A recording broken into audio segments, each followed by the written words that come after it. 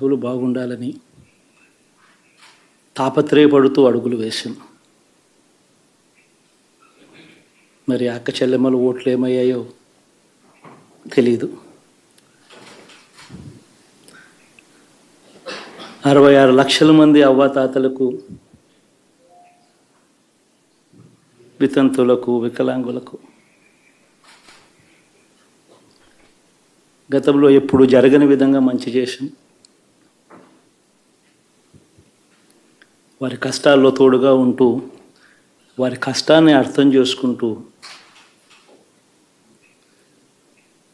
వారి ఇంటికే పంపించే వ్యవస్థను సైతం తీసుకొస్తూ, గతంలో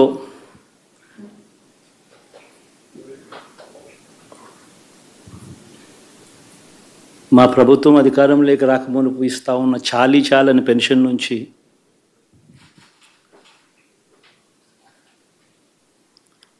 ఎంతో మంచి చేస్తూ అడుగులు వేసినా కూడా ఆ అవ్వాతాతలు చూపిన ఆప్యాయత ఏమైందో కూడా తెలియడం లేదు. దాదాపుగా 1,05,00,000 మందికి పొదుపు సంఘాల అక్క చెల్లెమ్మలకు మంచి జరిగిస్తూ వారి కష్టాలనే మా కష్టాలుగా భావిస్తూ ఇచ్చిన ఏ మాట తప్పకుండా అన్ని రకాలుగా వాళ్ళకు అండగా ఉంటూ ఆసరాతో తోడుగా ఉన్నాం. 0 వడ్డీతో సైతం అండగా ఉన్నాం.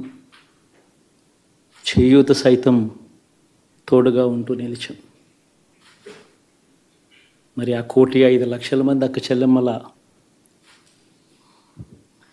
ప్రేమాభిమానాలు ఏమయ్యాయో తెలియవు. 26 లక్షల మంది చేయూతను అందుకుంటున్న అక్క చెల్లెమ్మలు వారి ఆప్యాయత ఏమైందో తెలీదు.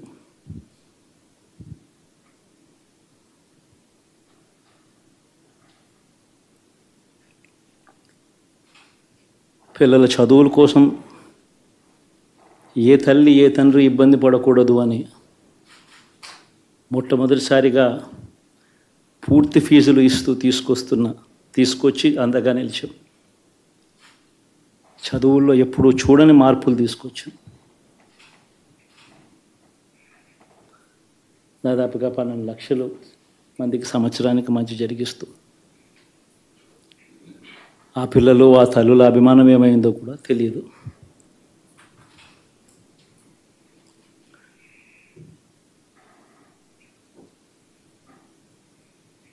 దాదాపుగా 54 లక్షల మంది రైతన్నలకు గతంలో ఎప్పుడూ చూడని విధంగా జరగని విధంగా పెట్టుబడికి సహాయంగా అందించే కార్యక్రమం మొట్టమొదటిగా జరిగింది మన ప్రభుత్వం వచ్చాకే.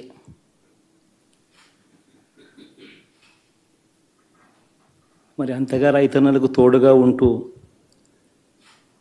రైతన్నలకు రైతు భరోసా ఇవ్వడం కానీ,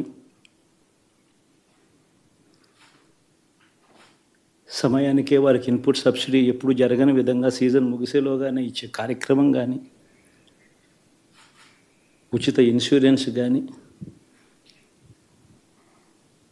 పగటిపూట 9 గంటలు ఇచ్చే కార్యక్రమం కానీ, ఉచిత విద్యుత్ ఇచ్చే కార్యక్రమం కానీ, మరి 1/2 కోటి మంది రైతన్నల ప్రేమ ఏమైందో తెలీదు.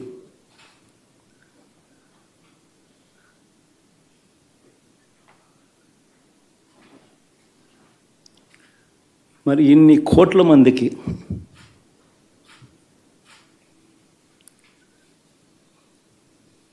పేదవాడికి తోడుగా ఉంటూ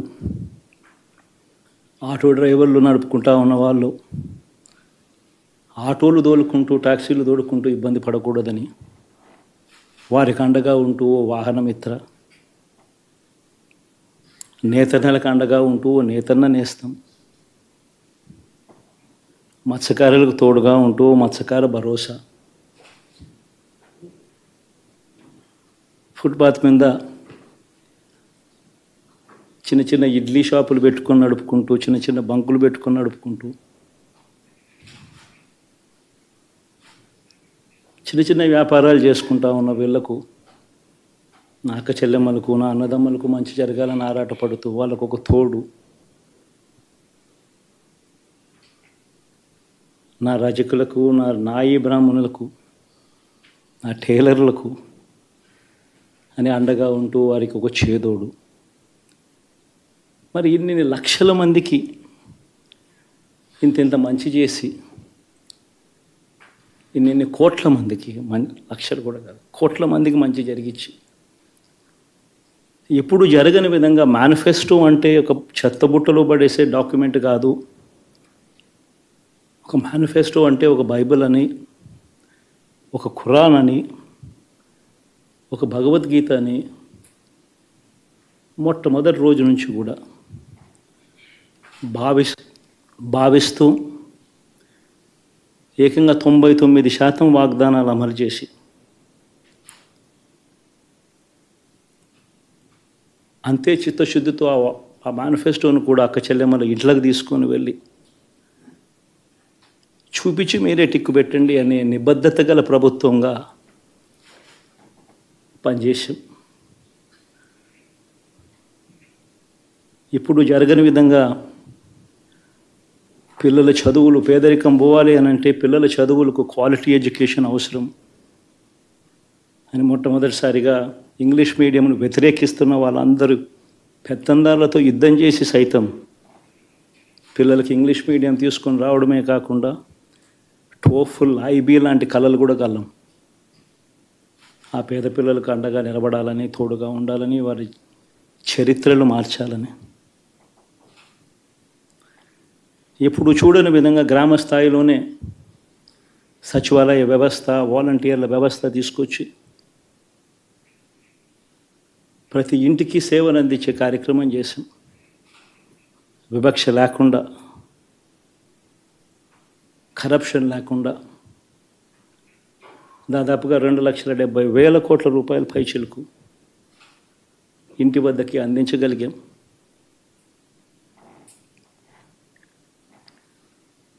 ఇప్పుడు చూడని మార్పులు తీసుకురావడమే కాకుండా ఒక చదువుల రంగం అయితేనేమి, ఒక విద్యారంగం, ఒక వ్యవసాయ రంగం అయితేనేమి, ఒక వైద్య రంగం అయితేనేమి, ఏ పేదవాడు ఎప్పుడూ ఇబ్బంది పడకూడదు అని ఎప్పుడు ఊహించని విధంగా మార్పులు తీసుకొస్తూ పేదవాడికి అండగా నిలబడగలిగాం. విమెన్ ఎంపవర్మెంట్ అంటే ఇది, మహిళా సాధికారత ఇది అంటే ఇది అని ప్రపంచానికి చాటి చెప్పగలిగాం. సోషల్ జస్టిస్ అంటే, సామాజిక న్యాయం అంటే ఇది అని ప్రపంచానికి చూపించగలిగాం. మరి ఇన్ని గొప్ప మార్పులు చేసిన తర్వాత, ఇన్ని కోట్ల మందికి మంచి జరిగిన తర్వాత మరి అభిమానం ఏమైందో, ఆప్యాయత ఏమైందో తెలీదు.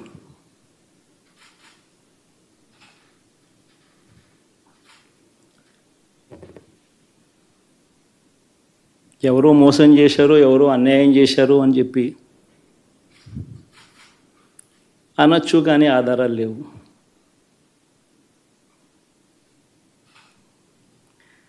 ఏం జరిగిందో దేవుడికి తెలుసు. పెద్ద నేనైతే చేయగలిగింది ఏమీ లేదు. ప్రజల తీర్పు తీసుకుంటాం, కానీ మంచి చేయడానికి మాత్రం ప్రజలకు తోడుగా ఖచ్చితంగా ఉంటాం. వాయిస్ ఆఫ్ ది వాయిస్లెస్ కింద ఈ పార్టీ తాను చేయాల్సిన పని తప్పకుండా చేస్తుంది. పేదవాడికి అండగా ఉండే కార్యక్రమంలో ఎప్పుడూ కూడా పేదవాడికి తోడుగా ఉంటూ గలం విప్పుతుంది, పేదవాడికి అండగా నిలుస్తుంది. పెద్ద పెద్ద వాళ్ళ కూటమి ఇది. ఢిల్లీలో సైతం శాసించే పరిస్థితుల్లో ఉన్న కూటమి ఇది. ఆ కూటమిలో ఉన్న బీజేపీకి, ఆ కూటమిలో ఉన్న చంద్రబాబు గారికి, ఆ కూటమిలో ఉన్న పవన్ కళ్యాణ్ గారికి అందరికీ కూడా వాళ్ళ గొప్ప విజయానికి అభినందనలు.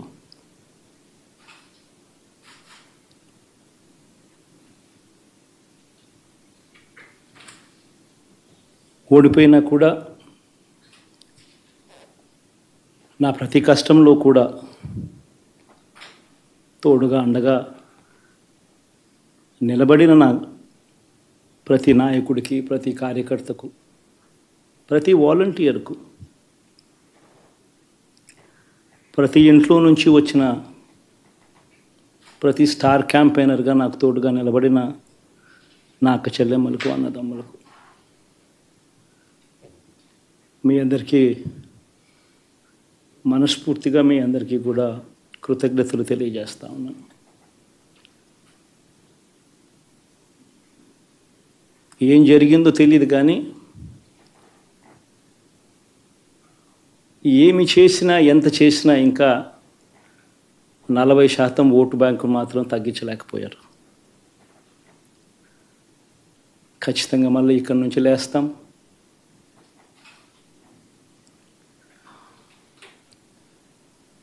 మళ్ళీ ఇక్కడి నుంచి గుండె ధైర్యంతో నిలబడి మళ్ళీ లేస్తాం.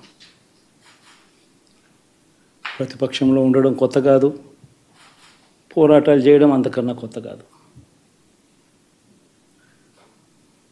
నా రాజకీయ జీవితం అంతా కూడా ప్రతిపక్షంలోనే గడిపా, ఈ 5 సంవత్సరాలు తప్ప. పోరాటాలే చేశా. రాజకీయ జీవితంలో ఎవడు చూడని కష్టాలు కూడా అనుభవించా.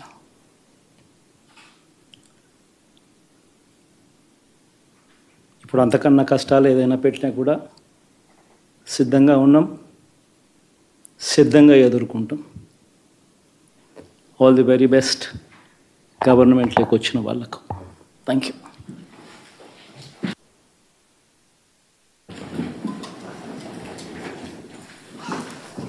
ఎలా ఉండబోతుంది కొత్త పత్ర?